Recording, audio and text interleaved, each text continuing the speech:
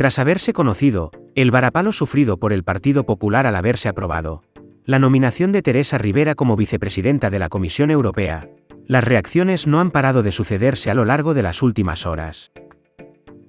Una de las más virales y contundentes ha sido la del presentador del programa Hora 25 Aimar Bretos, que de la mano de sus compañeros de tertulia Enric Juliana y Fernando Garea, han retratado el ridículo hecho por Alberto Núñez Feijóo en Europa, de la siguiente manera.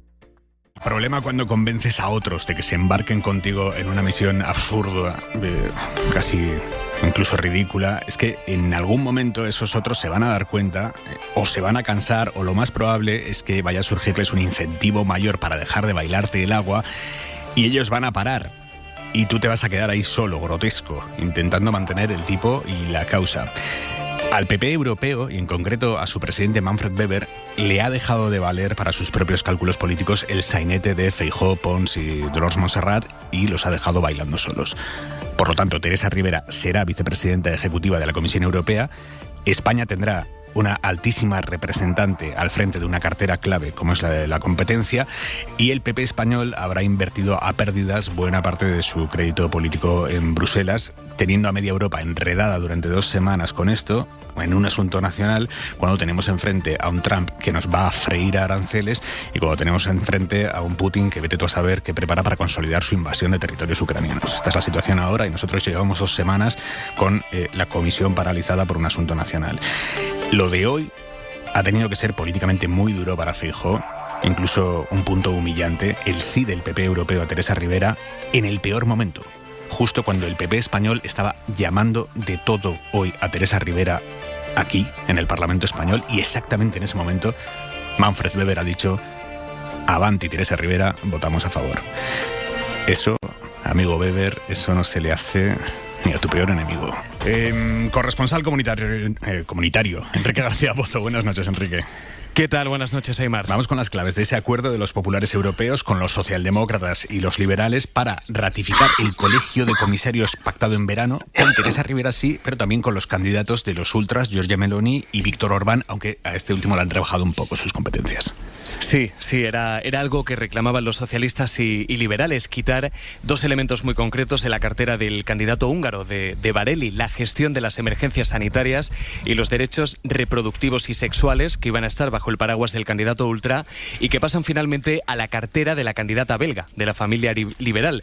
Pero lo sustancial ha sido, Aimar, el levantamiento de los vetos cruzados, lo que ha permitido llegar a ese acuerdo. El PP, con la oposición de la delegación española, se ha decantado por apoyar a Teresa Ribera. Han ido reduciendo hasta eliminar prácticamente las líneas rojas. Han querido esperar, eso sí, a la comparecencia de Ribera en el Congreso de los Diputados, que la dan por suficiente. Así lo ha defendido el jefe de filas de los populares europeos, el alemán Manfred Weber. Teresa Ribera is acting minister in the national government of Sánchez, and that's why we were asking her to go back to Madrid and clean the table. Decía que Teresa Ribera, como ministra del gobierno de Sánchez, ha dado explicaciones, ha puesto encima de la mesa su rol en la respuesta a la Dana en el Congreso de los Diputados, y preguntado sobre ese compromiso de dimisión en caso hipotético de que sea procesada, Weber se remite al código de conducta que firman todos los comisarios cuando asumen su cargo y que contiene un punto que dice que dimitirán si así se lo pide la presidenta. No hay, por tanto, en este pacto ninguna excepción, ningún matiz o ninguna petición concreta en este asunto a Teresa Ribera. Pero el PP está ahora mismo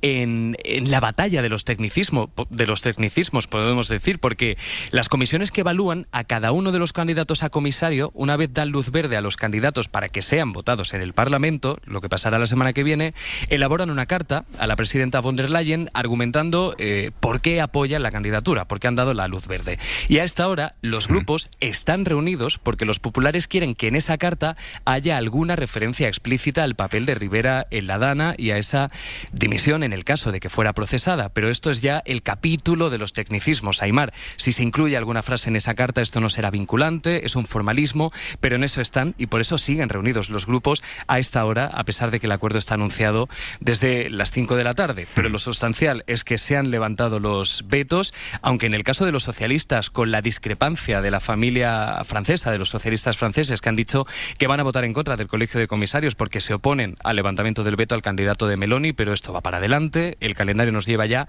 a la semana que viene. Miércoles, ratificación en el Pleno de Estrasburgo y la comisión echaría a andar el 1 de diciembre. Además del acuerdo acuerdo Enrique, los tres partidos han firmado una declaración escrita de colaboración. Esto era muy importante para saber hasta qué punto los tres partidos se comprometían a seguir trabajando juntos y solo juntos a lo largo de la legislatura, o si el PP dejaba una puerta abierta a pactar con la extrema derecha. Y efectivamente Weber no acepta que le corten, ¿no?, el camino para negociar específicamente con reformistas y conservadores europeos, que este es el grupo en el que está Fratelli d'Italia, el partido de Meloni.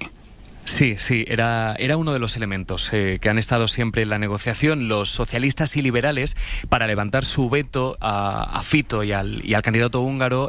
Pedían llegar a un compromiso por escrito, ¿no? Un compromiso que, resumiendo, era algo así como una voluntad de vamos a entendernos en el Parlamento durante la legislatura. Claro, el Partido Popular no quería ninguna referencia explícita que les atara las manos para llegar a acuerdos o tejer alianzas con el grupo de Meloni o con otras fuerzas de extrema derecha, como están haciendo ya desde que empezó la legislatura. Así que el documento, que todavía no han publicado, pero el que ha tenido acceso la SER, el documento ha salido adelante, pero con un lenguaje muy vago, nada vinculante, con fórmulas de máximos como estamos decididos a trabajar juntos para fortalecer la Unión Europea desde la base de los valores compartidos. Enrique, gracias.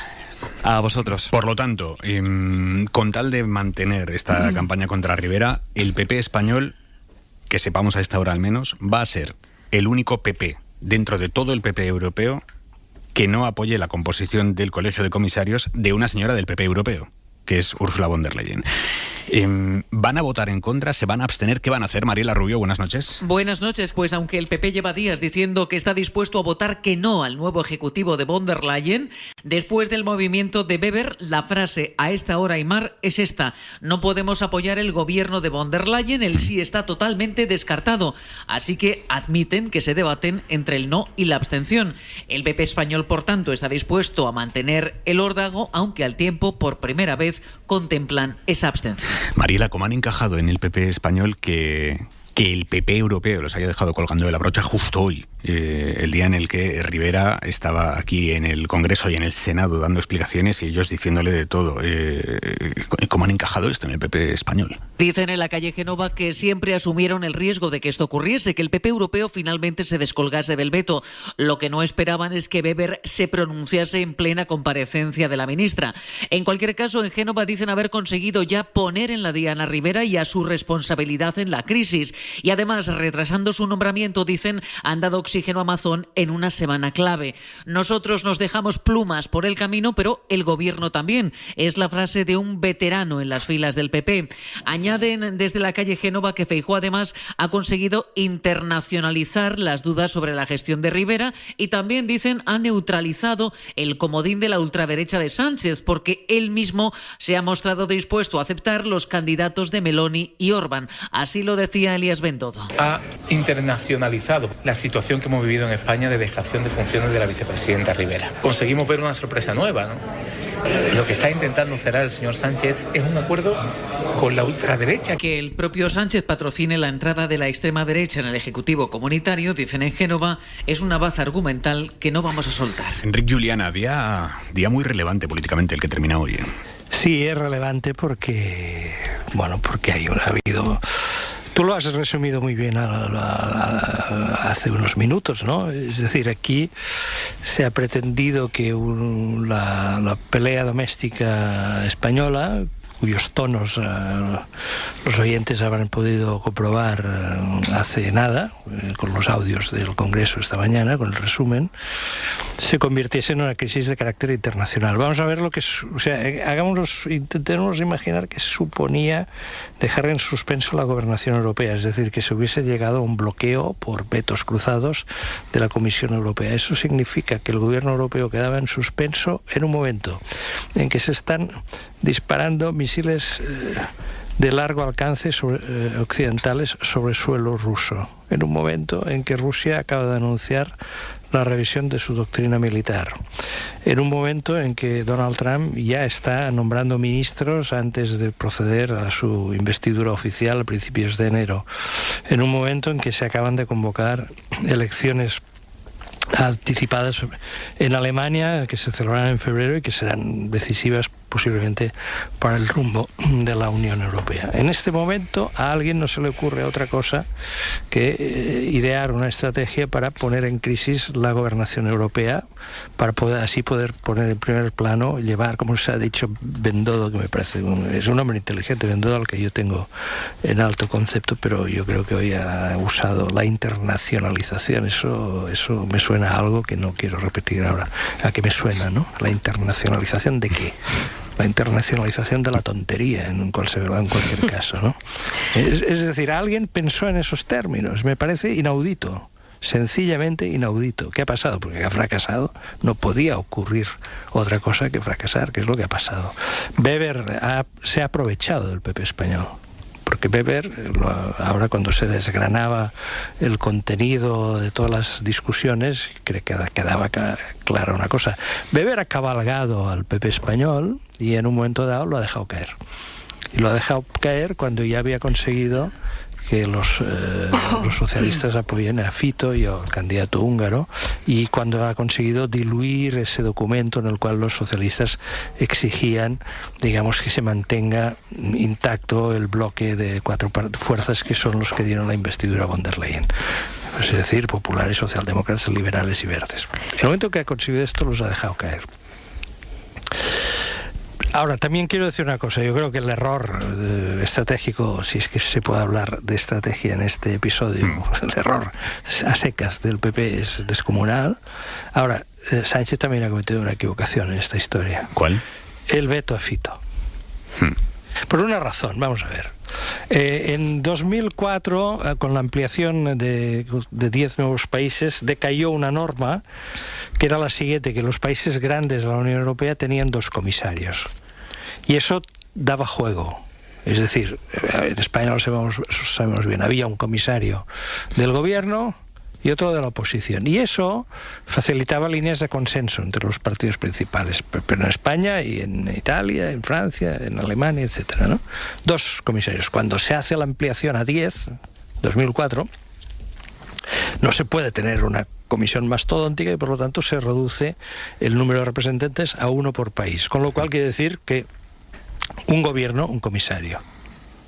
En Italia gobiernan los hermanos de Italia. Nos puede gustar más, nos puede gustar menos o regular, pero gobiernan, ellos encabezan un gobierno de coalición y han elegido un representante. Italia es la 3ª economía de la Unión Europea. No, creo que no es racional pensar que Italia no puede estar representada en un nivel de vicepresidencia en la Unión Europea, sinceramente. Además que es país fundador, el Tratado de Roma del 57, etcétera, etcétera. Por lo tanto, yo creo que esa línea de oposición era una línea que estaba llamada a fracasar también.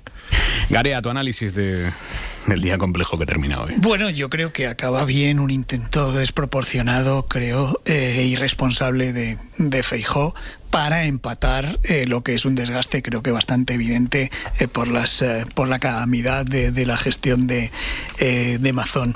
Creo que es interesante porque todo este episodio resume, creo, 4 características de lo que viene siendo Feijóo como líder de la oposición. 1, los errores respecto a Europa.